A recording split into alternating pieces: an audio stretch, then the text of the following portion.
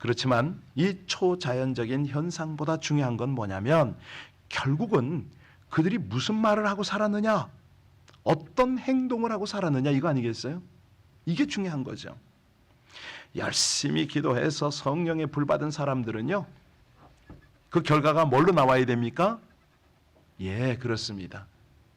주님 닮은 모습이 나와야 되고 우리 주 예수 그리스도를 담대하게 증거해야 되거든요. 이게 그 결과입니다. 교회란 어떤 공동체냐? 성령의 공동체고 기쁨의 공동체거든요. 성령의 힘으로, 성령의 역사로 이루어진 그런 공동체.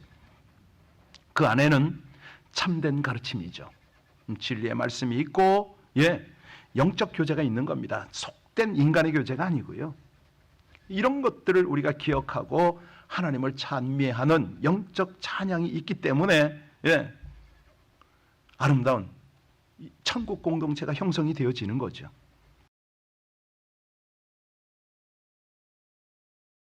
사도행전 2장 37절로 마지막 47절까지 같이 함께 읽겠습니다. 그들이 이 말을 듣고 마음에 찔려 베드로와 다른 사도들에게 물어 이르되 형제들아 우리가 어찌할꼬 하거늘 베드로가 이르되 너희가 회개하여 각각 예수 그리스도의 이름으로 침례를 받고 죄 사함을 받으라. 그리하면 성령을 선물을 받으리니 이 약속은 너희와 너희 자녀와 모든 먼데 사람 곧 주 우리 하나님이 얼마든지 부르시는 자들에게서 하신 것이라 하고 또 여러 말로 확증하며 권하여 이르되 너희가 이 패역한 세대에서 구원을 받으라 하니 그 말을 받은 사람들은 침례를 받음에 이날에 신도의 수가 3,000이나 더하더라. 그들이 사도의 가르침을 받아 서로 교제하고 떡을 떼며 오로지 기도하기를 힘쓰니라. 사람마다 두려워하는데 사도들로 말미암아 기사와 표적이 많이 나타나니 믿는 사람이 다 함께 있어 모든 물건을 서로 통용하고 또 재산과 소유를 팔아 각 사람의 필요를 따라 나눠주며 날마다 마음을 같이하여 성전에 모이기를 힘쓰고 집에서 떡을 떼며 기쁨과 순전한 마음으로 음식을 먹고 하나님을 찬미하며 또 온 백성에게 칭송을 받으니 주께서 구원받은 사람을 날마다 더하게 하시니라. 아멘. 이 시대를 살아가는, 아니 오고 오는 모든 세대도 마찬가지지만 이 사도행전 2장은 너무너무 중요한 그런 말씀이죠. 예수님 부활로 승천하시고 대신 성령을 보내셨지 않습니까? 그런데 이 성령이 충만함을 허락하시더라. 공동체 후에 성령 충만함의 결과가 뭡니까? 교회가, 초대교회가 탄생이 되었다. 그래서 사도행전 2장을 가만히 보면요, 교회가 뭐냐? 왜 생겼느냐? 진정한 교회의 모습은 뭐냐? 그러니까 교회의 본질적 모습을 보여주고 있다. 이렇게 이해하면 되겠습니다. 그래서 그런 맥락에서 보면 믿음의 공동체가 형성되어지는 아주 중요한 원리, 본질, 그 목적이 여기 다 있는 거죠. 간단하게 말하면 오늘날의 교회, 모든 교회의 모습이 어떠해야 되는가? 한마디로 성령이 살아 역사하는 공동체가 되어야 된다. 그럴 때에 기쁨과 이 교회의 원래 목적, 모습, 이것이 나타난다는 겁니다. 오늘 그 핵심이 44절로 47절 아닙니까?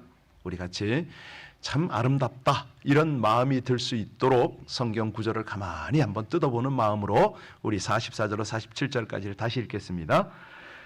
믿는 사람들이 다 함께 있어 모든 물건을 서로 통용하고 또 재산과 소유를 팔아 각 사람의 필요를 따라 나눠주며 날마다 마음을 같이하여 성전에 모이기를 힘쓰고 집에서 떡을 떼며 기쁨과 순전한 마음으로 음식을 먹고 하나님을 찬미하며 또 온 백성에게 친송을 받으니 주께서 구원받는 사람을 날마다 더하게 하시니라.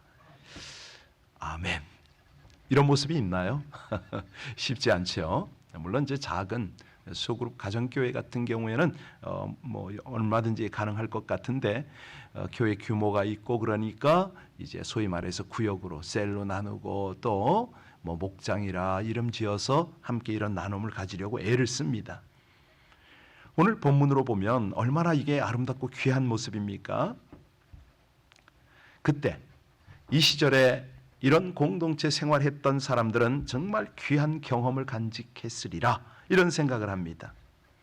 본문을 가만히 읽고 묵상하면 할수록 감동이 돼요.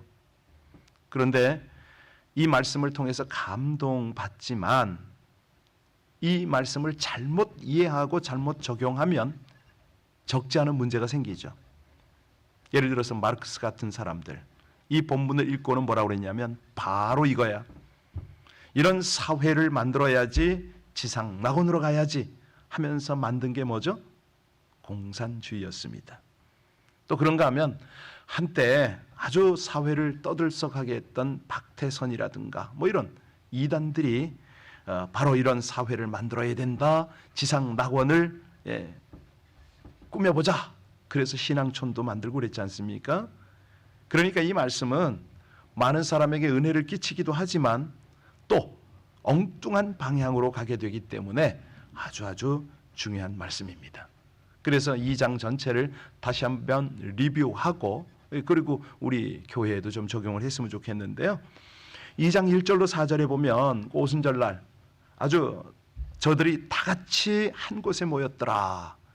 그때 호련히 급하고 강한 바람 같은 소리가 저희 위에 불의 혀같이 갈라지는 성령의 역사가 거기 임하더라. 그러니까 초대교회의 오순절 역사, 이 한 장면은 너무너무 중요하죠. 이 사건을 어떻게 받아들이느냐에 따라서 사람들의 또 신앙 공동체의 구조 형성이 됩니다. 이 교회의 골격 형성에 지대한 영향을 미치는 거죠. 대부분의 사람은 그냥 생각하거든요. 맞아, 초대교회 사람들이 저렇게 열심히 기도했지. 그랬더니 불을 받았어. 그렇게 불을 받고 보니까 막 그냥 영안이 열리기도 하고 방언이 열리기도 하고. 틀린 말 아닙니다. 그런데요, 대부분의 사람은 여기까지 생각을 마무리를 하죠. 그리고 집착을 하는 게 있는데, 열심히 기도해서 나도 불을 봐야지, 방언을, 은사를 체험해야지, 뭐 이렇게 여기 집착을 합니다. 물론 신앙생활에 신비한 현상이 있습니다. 성령의 불을 받는 초자연적 현상도 있어요. 여러분들 그런 거 보셨나요? 집회 중에 막 뜨거워서 떼굴떼굴 굴르는 거? 요즘도 그런 일이 있어요. 네. 그렇지만 이 초자연적인 현상보다 중요한 건 뭐냐면 결국은 그들이 무슨 말을 하고 살았느냐, 어떤 행동을 하고 살았느냐, 이거 아니겠어요? 이게 중요한 거죠.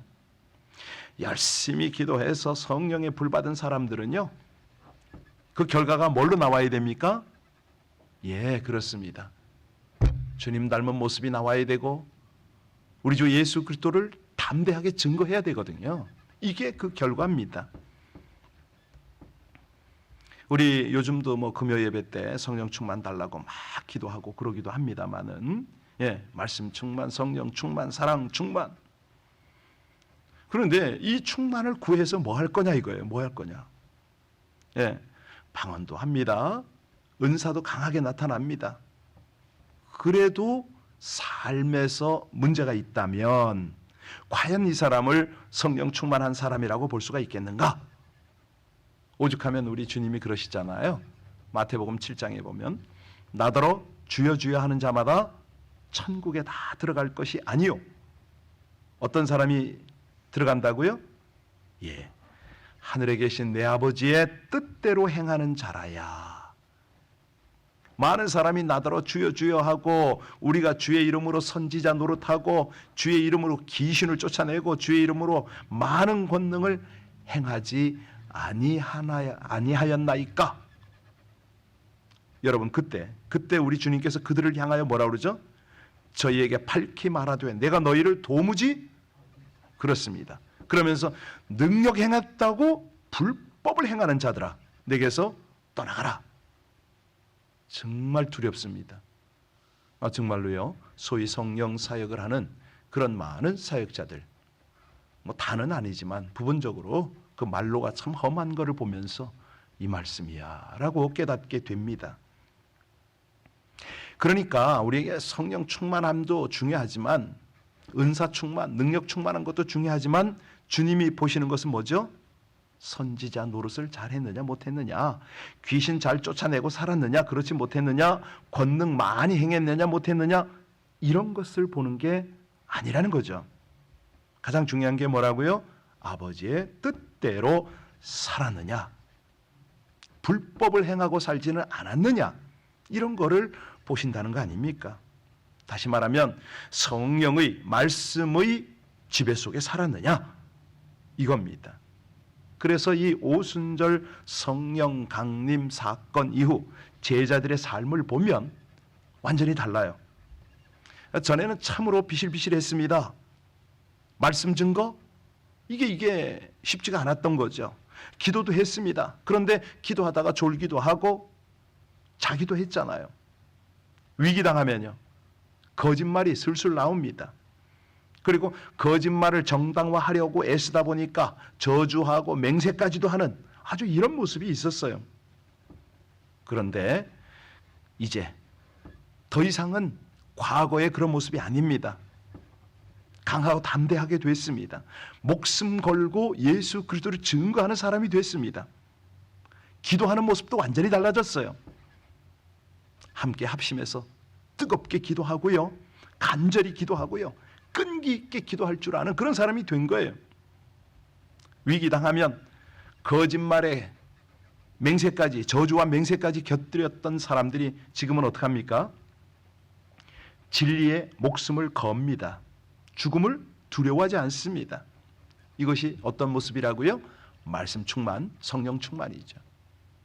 그래서 22절로 24절을 보면 이스라엘 사람들아 이 말을 들으라. 너희도 아는 바에 하나님께서 나사렛 예수로 큰 권능과 기사와 표적을 너희 가운데 베푸사 너희 앞에서 그를 증거하셨느니라. 여러분, 아니 이런 설교가 어디 있습니까? 목숨 걸고 하는 설교거든요. 그러니까 지금 이 시대에 우리가 길에 나가서 전도도 못 하잖아요. 마음은 원이로 돼 육신이 약해서 못 하잖아요. 그런데 아니 죽이겠다고 가두겠다고 달려오는 사람들 앞에서 이렇게 선포를 했던 거예요. 어제 우리가 29절 33절을 봤는데요, 베드로의 설교를 봤잖아요. 형제들아 내가 조상 다윗에 대하여 담대히 말할 수 있노니, 아니 도망가고 거짓말하고 무서워서 문 잠그고 있던 자들 아닙니까? 그들이 이렇게 담대하게 됐어요. 어떻게 해요? 열심히 기도해서 성령 충만함을 받게 된 덕분이죠. 그러니까 하나님께서 약속하신 대로 이 일을 행하시는데, 문제는 뭐냐면 사람이 나약한 신앙, 주저앉아 있는 신앙 가운데 있다가 은혜 받아서 성령 충만, 은혜 충만하게 되면 어떤 현상이 일어나는가 이겁니다. 지난 주일날 제가 예전에 전도했던 얘기를 살짝 비춰놓고서 마음이 좀 그랬어요. 지자랑하는 것 같고 드러내는 것 같은 그런 느낌? 그런데 한편으로 또 그런 생각도 들어요. 제가 수천 명을 전도했다고 그랬는데 저것도 뻥 아니야? 과장 아니야? 이런 생각을 하지는 않을까? 이런 생각이 들어서 살짝만 비춰드리겠습니다. 밤마다요, 서울구치소에서 진짜 전도를 했어요. 어떻게 전도를 했느냐? 제가 회사에서 돌아올 때 아내는 집에서 큰 통에다가 커피와 계피차를 끓입니다. 둘이서 그걸 차에다 실어요. 레저 테이블로 가지고 가서 그걸 펴놓고 차를 놓습니다. 매일 밤마다 구치소에는 사람이 나와요. 아무리 적게 나와도 30명은 나옵니다. 아니 한 10여 명이 나온다 하더라도 가족이 거기 주차장에 있는데 대기하고 있어요. 우린 거기서 전도를 했죠. 밤마다. 작게 해도 30명. 뭐 예를 들어서 그 특사라고 그러죠. 한 번 나올 때 몇백 명이 만나기도 합니다. 어떤 때는요, 봉고차가 오더라고. 와서 그래요, 도와줄 일 없냐고. 그러면서 하는 말. 그래서 제가 어떻게 여기를 알고 왔냐고 그랬더니 기도원에서 기도하는데 하나님께서 갑자기 너 서울구치소 가 그러더래요. 일행이 왔어요. 잘 왔다고. 지금 오늘 너무 사람이 많아서 우리가 도저히 감당이 안 된다고. 하나님이 전도자를 보내시더라고. 그래서 우리와 함께 그들을 전도지를 나눠주고 복음도 전하고 기도도 해주고, 그러니까 하룻밤에요 최고 많을 때는 수백 명을 하게 됐어요. 이게 수천 명 넘지요. 그때 어마어마한 기적을 경험을 했습니다. 중국 선교사로 나가기에 요만큼도 주저하지 않고 갈 수 있었던 게 그 밤에 별의별 기적을 다 봤어요. 또 그것도 또 여러분 헷갈릴까 봐 하나 설명해 드려야 되나요? 아니 집에 비가 와서요. 그 밤에 회사에서 오다가 제가 아이고 안 나가면 좋겠다. 근데 아내가 다 이거 준비를 해놨더라고요. 우리 애들이 그때 어렸거든. 엄마 아빠 오늘 하룻밤 같이 자면 안 돼? 그런 말을 했는데 이 계피가 그냥 두면 또 상하잖아요. 그래서 갑시다. 얼른 갔다 오자고. 그 밤에 나갔거든요. 근데 웬일입니까? 비가 계속 오는데 미련하죠. 우리도. 갔더니 놀랍게도요. 서울구치소 앞마당에 우리가 차를 나눠주고 전도하는 반경 5m만 비가 안 와. 말이 돼요? 뭐 그런 건 일반이에요. 더 기가 막힌 기적 많이 경험했어요. 여러분 그렇습니다. 우리가 전도에 열심을 내고 선교에 열심을 내기도 하는데 이런 과정을 거쳐서 열심 내는 전도 선교 하나님이 어떻게 하시는가? 책임을 지세요. 책임을 지셔요. 뒤에서 다 완전하게 이런 것들을 서포트를 하세요. 36절을 보면은 그런즉 이스라엘 온 집이 정령할지니 너희가 십자가에 못 박은 이 예수를 하나님이 우리 주 그리스도가 되게 하셨느니라. 그러니까 당신들이 예수님을 죽인 것이다. 그런데 하나님은 예수를 살리셔서 당신들의 주님과 그리스도가 되게 하셨다? 아니요. 이거를요 담대하게 선포하는 거예요. 자칫하면 이거 문제되거든요. 위험할 수 있어요. 그런데 더 이상 체포나 죽음 따위는 두려워하지 않습니다. 이게 놀라운 일이냐? 이제 37절 오늘 본문 보겠습니다. 37절 같이 봅니다. 그들이 이 말을 듣고 마음에 찔려 베드로와 다른 사도들에게 물어 이르되 형제들아 우리가 어찌할꼬 하거늘. 어찌할꼬 바로 요거죠. 요거. 이게 복음의 능력입니다. 저희가 이 말을 듣고 마음에 찔려. 찔리는 건 다 찔리죠. 그런데 예를 들어서 악한 사람들이 찔림 받으면 어떡합니까? 아주 모함을 합니다. 큰 비방을 하면서 달려들죠. 그런데 여기 마음에 찔렸어요. 그런데 이때를 이 사도 베드로는 놓치질 않습니다. 38절로 40절 같이 읽겠습니다. 베드로가 이르되 너희가 회개하여 각각 예수 그리스도의 이름으로 세례를 받고 제사함을 받으라. 그리하면 성령의 선물을 받으리니 이 약속은 너희와 너희 자녀와 모든 먼 데 사람 곧 주 우리 하나님이 얼마든지 부르시는 자들에게 하신 것이라 하고 또 여러 말로 확증하며 권하여 이르되 너희가 이 패역한 세대에서 구원을 아주 중요한 시점입니다. 새로운 역사가 펼쳐지는 때죠. 여기서 베드로가 제안한 네 가지가 눈에 띕니까?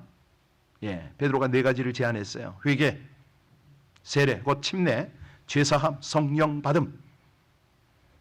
이것을 행하라는 거예요. 이거를 잘못했으면 너희들이 그렇게 예수를 모함하고 핍박했으면 회개하라는 거예요. 그런데 회개를 확실하게 하는 증거를 보이는 게 침례라는 거죠. 물에 들어갔다 나와라. 그러면 성령을 선물로 받을 것이다. 아주 확실하게 증거했습니다. 그런데요, 이렇게 베드로가 담대히 복음을 전했더니 사람들이 거기에 응했어요. 몇 명이나 응했더라? 3,000명. 여러분, 이 3,000명이 말이 쉬워서 3,000명이죠. 저도 한 번에 침례를 최고 많이 준 게 뭐 한 40, 그렇죠? 60몇 명인가 40몇 명을 한번 그 강에서 한 적이 있습니다만은 그 바빠요. 힘들어요. 그런데 아무리 12제자가 다 같이 침례를 줬다 하더라도 이거는 물론 120문도가 다 했을까요? 3,000명이면 한 명당 얼마입니까? 어마어마한 거죠. 아니 요단강이 다 그냥 넘쳤을 거예요. 물론 나중에 차곡차곡 했기도 하겠죠. 그런데 이 사건을 곰곰이 생각해 보면 베드로가 말을 잘해서 그랬을까요? 아니요. 이건요 분명히 하나님이 이루신 거죠. 하나님이 하시는 거예요. 우리가 전도할 때 주저할 때가 참 많습니다. 사도들도 처음에는 그랬을 겁니다. 두렵고 떨리고 염려했을 수 있어요. 그런데 이 모든 것은요, 사실 다 하나님이 행하시는 거죠. 아까 잠깐 저는 서울구치소 그 전도 이야기를 했잖아요. 그 밤에 저는 그 시기에 너무너무 큰 은혜를 받았어요. 하나님이 격려해 주시고, 예를 들어서 그래요. 비 사건은 그건 기본이고요. 건달들이 와가지고 발로 뻥뻥 차요. 하는 말, 그 온갖 여기 말로 갱이죠. 많이 오겠죠. 예, 뭐라고 그러냐면, 야, 어디 장사할 데가 없어서 여기다 갖다 펼치고 이거 이 짓 하냐 뭐 이래요. 근데 두 분은 왜 안 갖다 놨어? 뭐 별소리를 다 들었는데, 재밌는 건요, 집에 갈 때쯤 되면요, 그 저희가 이제 전도지를 사왔거든. 교회적으로 한 게 우리 부부가 했습니다. 저 성석공에 가서 전도지 사다가 뭐 이렇게 했었는데, 테이블을 이렇게 정리하다 보면 밑에서요, 그 당시에 30몇 년 전입니다. 빳빳한 10,000원짜리로 20만 원씩 나올 때가 있어요. 누가 놓고 갔는지 몰라. 그 건달들이 발로 뻥뻥 차던 인간들이 나중에 이제 그 앞에서 써붙였죠. 하나님은 사랑이시라, 이 차는 무료로 드십시오. 여튼간에 그때 우리가 수고한 것 같은데 아니에요. 하나님께서 힘을 주시고 모든 상황을 몰아가시고 얼마나 큰 은혜를 주셨는지 모릅니다. 밤에요, 전 영성 훈련 받은 적도 없잖아요. 그 밤에 그 이렇게 석방되고 기다리는 사람들을 이제 잠깐 만나기 텀이 있어요. 그럼 밤하늘 보고 기도하거든요. 그럼 하나님께서 그때 저하고 대화를 해주셨어요. 이게 그러니까 전도를 얼마나 기뻐하실 뿐만 아니라, 그러니까 이제 주장하시죠. 과정과정에 역사하신다, 이런 말입니다. 자, 그런데 이제 더 중요한 거는 그 이후입니다. 이런 체험을 하고 나서는 정말 하나님의 아름다운 공동체를 이루시거든요. 그 내용이 아까 여러분이 읽으셨는데 42절로 47절이에요. 같이 다시 한번 볼까요? 같이 읽습니다. 그들이 사도의 가르침을 받아 서로 교제하고 떡을 떼며 오로지 기도하기를 힘쓰니라. 사람마다 두려워하는데 사도들로 말미암아 기사와 표적이 많이 나타나니 믿는 사람들이 다 함께 있어 모든 물건을 서로 통용하고 또 재산과 소유를 팔아 각 사람의 필요를 따라 나눠주며 날마다 마음을 같이하여 성전에 모이기를 힘쓰고 집에서 떡을 떼며 기쁨과 순전한 마음으로 음식을 먹고 주 하나님을 찬미하며 또 백성에게 칭송을 받으니 주께서 구원받는 사람을 날마다. 여러분, 이 말이 믿어지세요? 저희들 체험했잖아요. 아니, 그때 그 무렵에요, 저희와 함께 하려는 부부가 있었습니다. 고합이라고 그 상사에 있는 아주 성실한 우리 집사님인데, 저희도 집사였으니까 그 두 가정이 모여가지고 뭐 했는지 아세요? 이런 생활을 했어요. 교회 안에 있는데 우리 그룹들이 뭐 같이 구역도 아니에요. 그냥 하나님 붙여준, 소외된 분 찾아다니고 남편에게 맞아서 눈먼 그 여인의 집 아이들 데리고 어렵게 살아가는 그런 집, 장애시설, 아니 우리 자비량으로 그렇게 했어요. 너무너무 감사한 거예요. 지금도 잊지 못하는 게, 어떤 목사님의 어머니가 홀로 누웠는데 우리가 갔더니 눈물을 흘리셔요. 그리고 자기 벽에 밑에서 3만 원을 꺼내서 헌금 좀 해달랍니다. 뭐 이런저런 정말로 하나님께서 이 위로하시고 이끄시는 작지만은 아름다운 신앙 공동체의 모습을 얼마나 경험하게 하시는지 몰라요. 그렇습니다. 교회란 어떤 공동체냐? 성령의 공동체고 기쁨의 공동체거든요. 성령의 힘으로, 성령의 역사로 이루어진 그런 공동체. 그 안에는 참된 가르침이죠. 진리의 말씀이 있고, 영적 교제가 있는 겁니다. 속된 인간의 교제가 아니고요. 이런 것들을 우리가 기억하고 하나님을 찬미하는 영적 찬양이 있기 때문에 아름다운 천국 공동체가 형성이 되어지는 거죠. 우리가 늘 이 새벽에도 그런 기도가 있었으면 좋겠어요. 지금도 우리 세월은 흘렀지만 얼마든지 이 아름다운 공동체가 이루어질 수가 있거든요. 그래서 서로 위로하고 격려하고, 어찌하면 하나님의 나라를 펼쳐갈 수 있을까? 소외되고 가난하고 복음이 없는 자들에게 이 하나님 나라를 증거할 수 있을까? 이런 어떤 소망 가지고 기도하면 우리 하나님께서 반드시 그 역사를 이루실 줄로 믿으시기 바랍니다. 기도하시겠습니다.